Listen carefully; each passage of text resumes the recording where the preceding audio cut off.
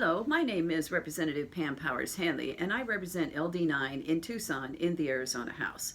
Well, today is March 11, and today's video is a follow-up to a video that I did last week on HB 2889. It has turned out to be one of the most popular videos I have ever done, thanks to InfoWars, and some of my supporters said, well, if InfoWars is after you, you must be doing something right. So 2889 was Leo Biasucci's mandatory sentencing bill for multiple levels of child abuse.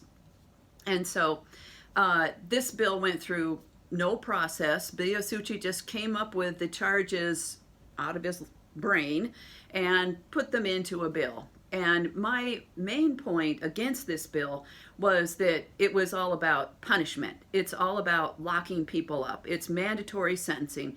I also think that the highest level of sentencing he's got in there, which is life imprisonment with no parole, no rehabilitation, is overly cruel. Because what we are doing, we are ignoring the fact that most of those people in prison were abused children or had some sort of child trauma, what we call adverse childhood experiences.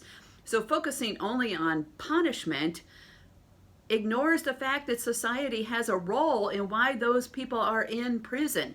We are ignoring childhood poverty in this state. We are ignoring adverse childhood experiences. Arizona is the worst state in the country for adverse childhood experiences. That's a child living with housing insecurity, food insecurity, loss of a parent, removal from the household, drug addiction of a parent, domestic violence, murder. These are the types of things that children in Arizona suffer more than any place else.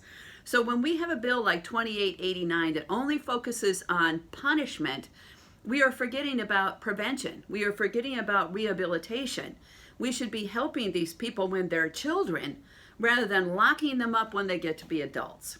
So what I think is a better bill than 2889, if we really care about victims, we should bring back Senator Paul Boyer's bill from the year 2019. We tried to pass it out of the House as a striker. It was SB 1101, if you want to look it up on RTS. What Boyer's bill did was that it raised the age for people to report past abuse up to age 30. We found out back in 2019 that Arizona had the worst laws in the country for reporting past abuse. In other words, we had the Pedophile Protection Act in the state of Arizona. Now, what ended up happening was we passed a watered-down bill of Boyer's after a huge battle back in 2019. But I say we bring back Boyer's bill. I would have no problem locking up past abusers. You know, there are abusers wandering amongst us, right? There are priests, church elders, school teachers, coaches who have been molesting children for decades. 2889 isn't going to do anything to help us catch those bad actors. But Paul Boyer's SB 1101 from 2019 would. Let's find these people. Let's find those predators. When I was in school, there was a teacher who was molesting the boys. I had no idea. One of my friends told me this when I was in my 20s, and he was in his 20s. He said, you know how he always had his desk in the back of the room? I said, yeah. He said, you know how we always used to invite the boys back to the back of the room? And I said, yeah. And he's never invited the girls to the back. You know why? I said, well, because the girls behaved themselves. And he goes, no, because he was putting his hand down into those little boys' pants in class while the rest of us were sitting there.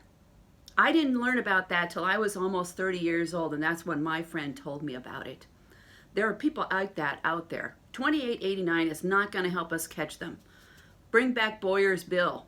Let people report past abuse.